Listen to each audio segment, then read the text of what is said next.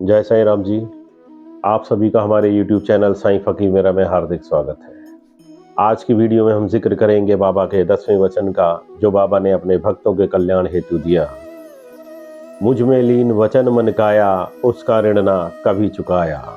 जिसमें बाबा ने कहा कि जो भक्त हृदय से मेरी सेवा, पूजा, उपासना और भक्ति करते हैं, जिन्हें मेरी भक्ति की प्यास है और जो मेरी सेवा में ही आनंद लेते हैं और मेरी भक्ति में तल्लीन रहते हैं, और जो शिरडी सिर्फ मेरे लिए आते हैं, जो किसी भी प्रकार की कामना से रहित होकर मुझे पुकारते हैं, ऐसे भक्तों का मैं दास बन जाता हूँ और ऐसे भक्तों का मैं सदैव ऋणी रहता हूँ। ऐसे बहुत कम भक्त हैं जिन्होंने बाबा के लिए अपने आप को समर्पित किया है। ऐसे ही एक भाग्यशाली भक्त हैं जिनका नाम है भागोजी शिंदे। भागोजी शिंदे का जिक्र श्री साईं चरित्र के 7वें अध्याय में किया गया है। भागोजी शिंदे ऐसे व्यक्ति थे जिनका पूरा शरीर कोढ़ से पीड़ित था और उनका कोढ़ इतना बढ़ चुका था कि जिसका इलाज असंभव था।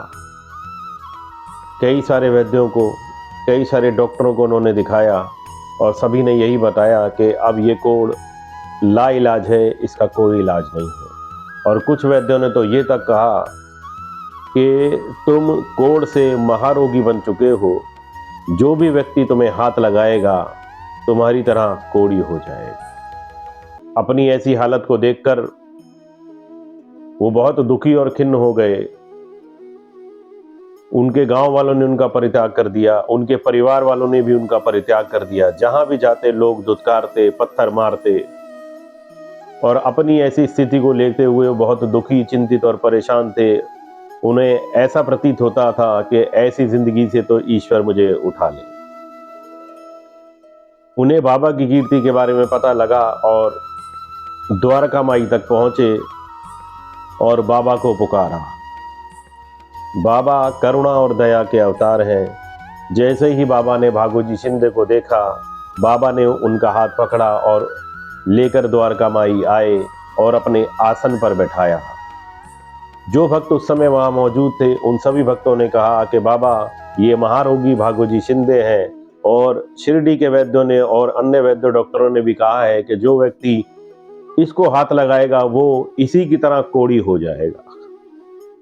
तो बाबा मुस्कुराने लगे। बाबा ने कहा कि जो कोढ़ इसके शरीर में वो इतना गहरा नहीं है, जो कोढ़ लोगों के मन में फैला है। तो बाबा ने उसे अपने आसन पर बैठाया, उसके शरीर की सेवा की, उसके शरीर के मवाद को साफ किया। उनके शरीर का मवाद ऐसा था कि उनसे तन से दुर्गंध आया करती थी। उनकी उंगलियां आदि आदि कुष्ठ रोग के कारण गल चुकी थी। सबसे पहले बाबा ने उनका इलाज करना शुरू किया। तो शुरुआत में जब बाबा ने उनका इलाज करना शुरू किया तो उनके कोढ़ को बढ़ने से रोक दिया और कुछ समय में ही वो बाबा की सेवा और विभूति और बाबा के आशीर्वाद से धीरे धीरे कुष्ठ रोग से मुक्त हो गए और बिल्कुल सामान्य व्यक्ति की तरह हो गए। बाबा ने कहा कि भागोजी, अब तुम बिल्कुल स्वस्थ हो गए हो, अपने गांव और अपने परिवार के बीच लौट जाओ और कुछ मांगना चाहो तो जो भी तुम्हारी कामना अभिलाषा है मांग लो, मैं जरूर पूरी करूंगा। तो भागोजी शिंदे जैसे भक्त बहुत कम होते हैं और भागोजी शिंदे ने कहा, बाबा, मैं अपने जीवन को आपके चरणों में समर्पित करता हूँ। ऐसे परिवार और ऐसे गांव और ऐसे लोग मुझे नहीं चाहिए जिन्होंने बीमारी में मेरा परित्याग कर दिया। तो आज से मेरा सारा जीवन आपके नाम करता हूं बाबा, मुझे यही आशीष दीजिए। भागोजी ने इतनी सुंदर शब्दों में बाबा की व्याख्या की। भागोजी ने कहा कि जहां मेरे राम है वही मेरी अयोध्या है और जहां मेरे श्री कृष्ण विराजते हैं वही वृंदावन है। तो जहां मेरे साईं रहेंगे आज से मैं वहीं रहूंगा। और अपना पूरा जीवन भागोजी ने बाबा के नाम समर्पित कर दिया। एक बार दिवाली पर एक ऐसी घटना घटी कि बाबा ने एक छोटी सी बच्ची को बचाने के लिए अपना हाथ धूनी में डाल दिया और देखा कि बाबा को तुरंत खींचा कुछ भक्तों ने और देखा कि बाबा का हाथ बुरी तरह आग में झुलस गया। नाना साहब चांदोरकर बाबा के अनन्य भक्त थे। उन्होंने बॉम्बे के मशहूर डॉक्टर परमानंद को बुलाया, तो डॉक्टर परमानंद ने भी बाबा के हाथ का मुआयना किया और आज्ञा मांगी कि पट्टी करने के लिए, लेप करने के लिए, सब चीज़ों के लिए। तो बाबा ने कहा अल्लाह ही मेरा डॉक्टर है। तो बाबा ने डॉक्टर परमानंद को आज्ञा नहीं दी। ये सेवा भागोजी शिंदे के हिस्से में आई और भागोजी शिंदे का ये नित्य नियम था कि वो बाबा के हाथ की मालिश करते और तेल लगाते और उस पर कसकर पट्टी बांधते। और ये सेवा भागोजी शिंदे ने बाबा के अंत समय तक की।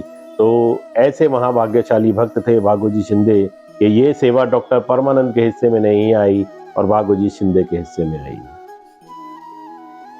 भागोजी शिंदे का ये नित्य नियम था कि सुबह द्वारका माई में आना, साफ सफाई करना और चिलम सुलगाना और बाबा को चिलम सुलगाकर पीने के लिए देना। और भागोजी बहुत भाग्यशाली थे कि जो चिलम बाबा पिया करते थे, 2-4 कश लगाए बाबा ने और भागोजी को दिया करते थे। बाबा जहां जहां जाते भागोजी उनके पीछे छाता लेकर के चलते।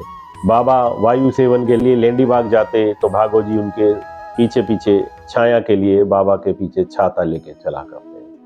तो भागोजी शिंदे वो महाभाग्यशाली भक्त थे जिन्होंने बाबा के लिए अपने आप को समर्पित कर दिया।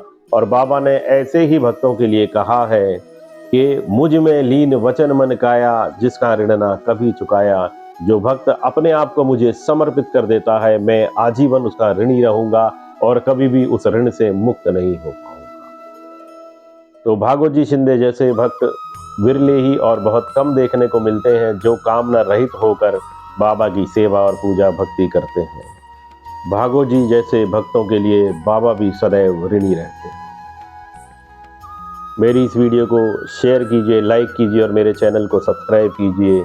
मेरा ये चैनल का बनाने का यही एक मोटिव था कि मैं बाबा की लीलाओं को जन जन तक प्रसारित कर सकूं और कम से कम साईं भक्तों तक प्रसारित कर सकूं ताकि लोग बाबा के विषय में जान सकें।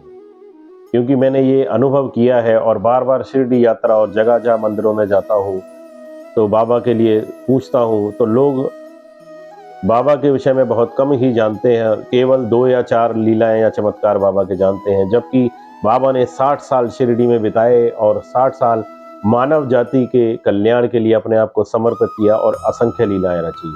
तो मेरा यही प्रयास है कि मेरे इस चैनल के माध्यम से उन साईं भक्तों तक बाबा की लीलाओं को मैं पहुंचा सकूं।